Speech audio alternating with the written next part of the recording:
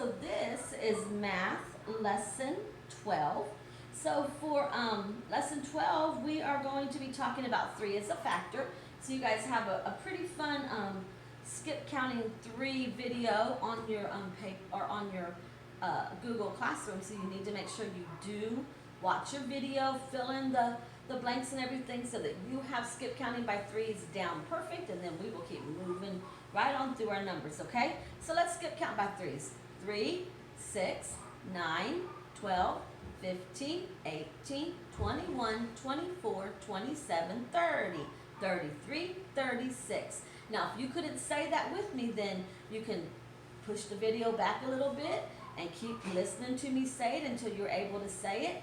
Be sure that you watch your video that's posted below so that you can work with it on there as well, because the sooner we get our skip counting memorization done, the easier multiplying and then division will be for us as well, okay? So go ahead and get your math books, tear out page 23 and 24, put your name and date at the top. You may pause the video while you do so. All right, so looking at section 1, we're just going to write the products. Use the raccoons to help you. I don't even think you'll need the raccoons. I think you will just be able to count by 3s. If it says 6 times 3, we can count by 3s 6 times.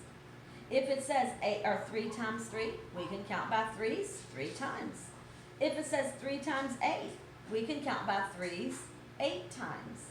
If it says 2 times 3, count by 3s 2 times, okay? So you're just going to count by 3s to get your answers. Letter A, 6 times 3. We'll say 3, 6, 9, 12, 15, 18. 6 times 3 or 3 times 6 is 18. Letter B, 3 times 3, 3, 6, 9. Letter C, 3 times 8. We're going to count by 3s 8 times. 3, 6, 9, 12, 15, 18, 21, 24. So 8 times 3 or 3 times 8, whichever way you say it, it's 24. 2 times 3, we'll count by 3s 2 times.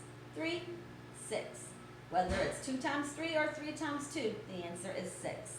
3 times 4, 3, 6, 9, 12. 3 times 4, 4 times 3. No matter how we say it, the answer will be 12. And you go ahead and finish letters F and G on your own. Oh, and all the rest of them too. H and I and J and K. Look at section 2. Write the values. Use your dollar sign and decimal point. Remember on letter A, 5721. We're going to start from the ones place and count over 2 places for our decimal point. 1, 2. So our decimal point will go right in front of our 2 and our dollar sign in front of our 5. So we have $57.21. 5, 7, 2, 1. 1, 2.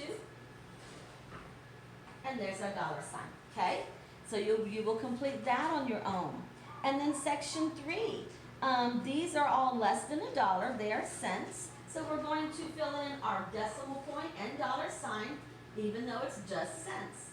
1, 2, always two places after our decimal point and our dollar sign. So 29 cents. And you'll go ahead and complete that. And then look at page 24. This looks like a fun sheet. So this is a little bit of geometry here for you 3rd graders. So notice your different shapes up there. There's a circle and a pentagon and a hexagon.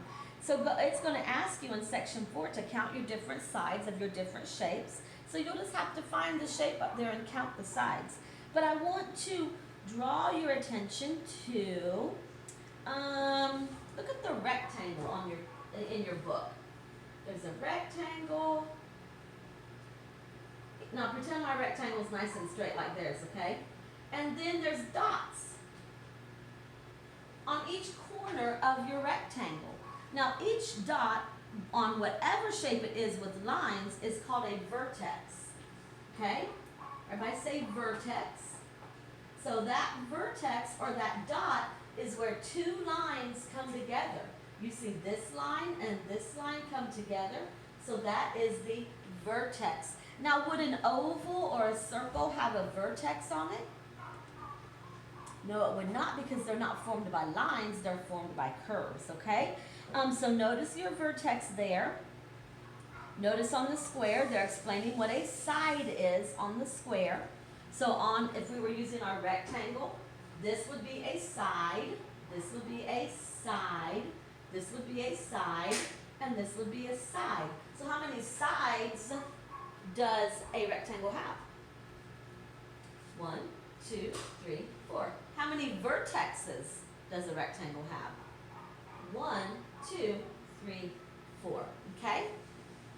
And then notice also a right angle. A right angle is when you have a perfect, now pretend this was drawn, pretend my rectangle, my lines are all straight and perfect. A right angle is when you have a corner in your vertex. So you see a perfect little corner here? So that means this would be a right angle. Okay, so those are the three terms that you're looking out for. Side, vertex, and right angle, as well as the names of each one of those shapes, okay? You guys have fun with that sheet today. I think you'll enjoy it.